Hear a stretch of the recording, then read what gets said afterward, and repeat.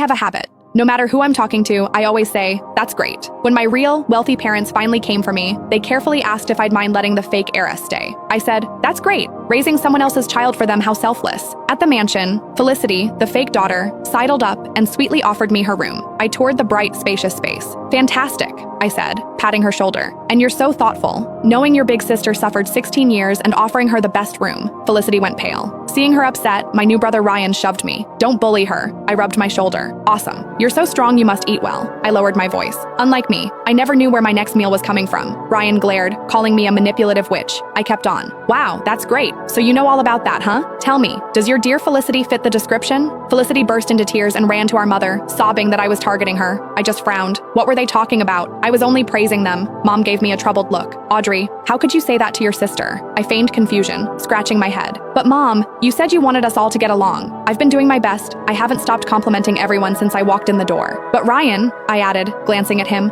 he came right at me, showing off his muscles. He bruised my shoulder. I slipped off my jacket. Underneath, the fresh mark from Ryan's shove was visible, but so was a constellation of older, faded scars from years of abuse. At the sight of the old scars, my mother gasped. Ryan just stared, completely at a loss. I had no idea your life was so hard. His eyes were wide and guileless, reminding me of a kitten I had once. I couldn't help myself. I stood on my toes, patted his head and said, that's great, so now you know, right? He just stared, then nodded dumbly. A moment later, he was eagerly hauling my luggage into Felicity's room. Felicity stomped her foot, grabbing his arm. Ryan, are you taking her side against me? He scratched his head, looking flustered. Felicity, she's not an outsider. She's Mom and Dad's real daughter. Besides, he added, didn't you just offer her the room? Felicity clearly hadn't expected this. She ran to Mom, her eyes welling with tears. Mom, I want to be nice to my sister, I really do, but this room, I have so many memories here. Before Mom could say a word, I cut in. Mom, if my sister doesn't genuinely want me to have her room, that's fine. I can stay somewhere else. As long as we're all together as a family, it doesn't matter where I sleep. A wave of emotion washed over my mother's face. She stroked my hair, calling me a good, sweet girl, then ordered Ryan to move my things back to the small guest room. As he dutifully wrestled with my suitcase, I clapped him on the shoulder. You're doing great, Ryan. The praise seemed to energize him. He practically carried my luggage back to my new room. I glanced over my shoulder. Felicity stood frozen in place, guarding her prize. She looked like she'd won, but also, somehow, like she hadn't. But guilt is a fleeting emotion, while 16 years of affection is a bond not easily broken. All Felicity had to do was squeeze out a single tear, and Mom and Ryan would flock to her side.